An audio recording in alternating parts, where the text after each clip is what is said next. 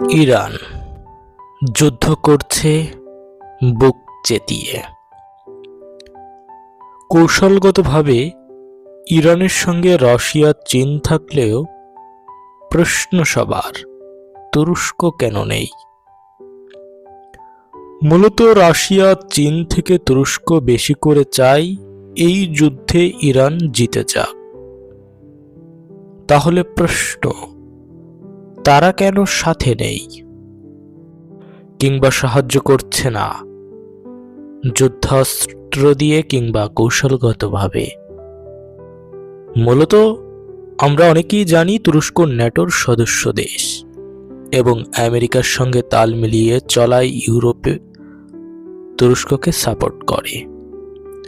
বরং কিছু কিছু ক্ষেত্রে আমেরিকার থেকে ইউরোপ তুরস্ককে বেশি সাপোর্ট করে।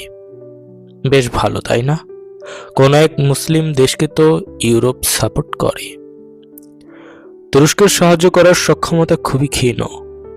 রাশিয়া চীন যত বেশি সাহায্য করার সক্ষমতা রাখে, তুরস্ক তার 100 ভাগের 1 ভাগও রাখে কিনা প্রশ্ন থেকে যায়। কিন্তু সামরিক শক্তিতে তুরস্ক দুর্বল নয়।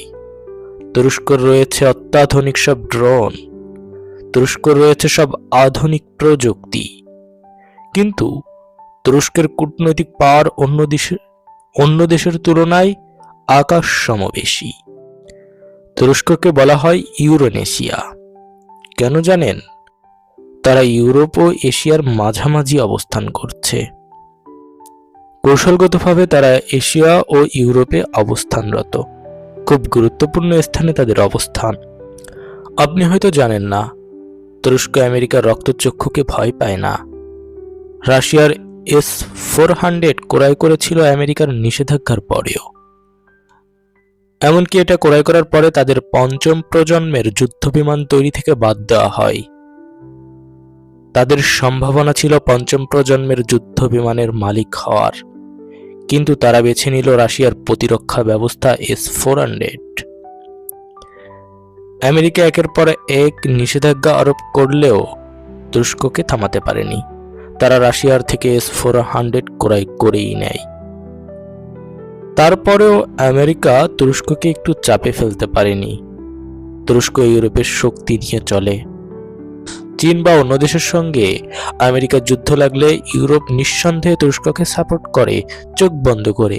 কিন্তু তুরস্কের বেলায় খেলা ঘুরে যায়। তুরস্ক একটি সভ্য জাতি। তুর্কি সাম্রাজ্য প্রতিষ্ঠা আবারও হবে। ইতিহাসের পাতায় তুর্কিদের যে গৌরবোজ্জ্বল সম্মান রয়েছে তা খুব শীঘ্রই ফিরে আসবে ইনশাআল্লাহ। তুরস্ক ইরানকে সাহায্য করবে, কূটনৈতিকভাবে হোক কিংবা সমরাস্ত্রের, সৈন্য দিয়ে হোক কিংবা অর্থ। কোনো না কোনোভাবে ইরানের পাশে দাঁড়াবে, এই প্রত্যাশা আমাদের সবার। মুসলিম দেশ হয়ে অন্য এক মুসলিম দেশকে সাহায্য করাই ইসলামের আসল পরিচয়।